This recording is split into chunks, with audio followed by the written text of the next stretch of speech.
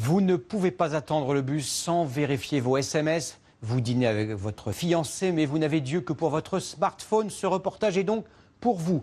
L'usage parfois compulsif de ces appareils inconnus il y a 20 ans a réduit nos capacités d'attention. Comment retrouver la maîtrise de notre cerveau? C'est une enquête passionnante signée Sylvie Pinatel, Jean-François Drouillet et Frédéric Jolfre. Excusez-moi. C'est un combat qu'il veut mener avec ses étudiants. Agacé, la mort cria. Allez, il faut mourir. Garder leur attention coûte que coûte. Et comme il leur est difficile d'analyser seul chez eux un texte de 10 pages, cet enseignant leur fait la lecture avec un support visuel. Mais au bout de 20 minutes, la tentation d'aller voir ailleurs est trop forte. Me reprit la mort interloquée. Malade. Alors, il les stimule. Donc je vous laisse un petit temps, 10 minutes, un quart d'heure de travail individuel. Le temps pour nous de l'interroger. Bon, je suis obligé de... Mais ces 10 minutes de concentration sont difficiles à obtenir. Il y retourne. Je voulais savoir s'il y avait un problème par rapport à l'objectif de travail que je viens de vous donner. L'offre numérique propose des sollicitations audiovisuelles et interactives qui sont extrêmement prenantes. Un livre ne vient pas vers vous, il ne fait pas de lumière, il n'a pas de mouvement, il n'y a pas de son. C'est vous qui devez aller vers le livre. Avec le numérique, plus d'efforts, plus de limites non plus. Et ces étudiants en réclament. Il faut qu'il y ait des mesures, même si ça ne fera pas très plaisir, qui doivent être mises en place pour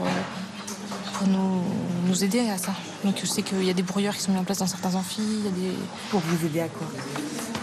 À arrêter d'être tout le temps à droite à gauche, quoi. Tristan Harris travaillait chez Google. Aujourd'hui, il dénonce ce qu'il appelle les pirates de l'attention.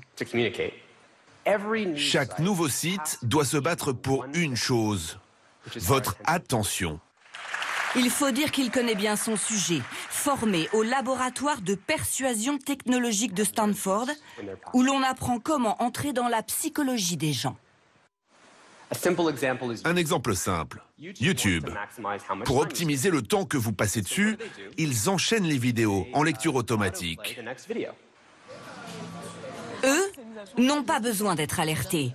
Élèves de terminale, bien dans leur peau avec des projets, mais avec leur portable, accros, lucides et fatalistes. Autour de la table, on n'est pas 4, quoi. Là, on est 7. On est 4 et 3, quoi. À chaque nouvelle mise à jour, on sait qu'il y aura un nouveau système pour qu'on y soit plus ou pour que ça nous intéresse encore plus, pour créer des liens, envoyer plus de photos, plus d'images, plus de choses, quoi. Ça, on en a conscience, mais comme c'est nouveau, on aime bien, on se lance dedans, quoi. Microsoft a étudié les conséquences de cette boulimie numérique. La durée moyenne de notre concentration sur une tâche était de 12 secondes en 2000, de 8 en 2015.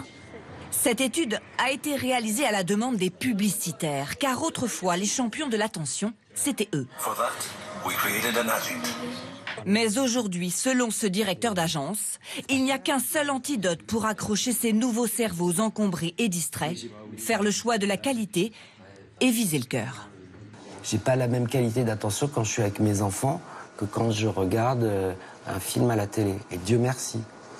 J'ai une attention, mais qui n'est pas toujours... Ça veut bien dire qu'il se passe quelque chose. Donc ça veut bien dire qu'il se passe quelque chose de plus humain, de plus fort, et que c'est dans le cœur que ça se passe, et tous les algorithmes du monde ne feront rien à ça. Privilégier l'humain à la technologie, ou l'éternelle question de l'équilibre entre l'homme et la machine. Les nouvelles technologies qui ont aussi de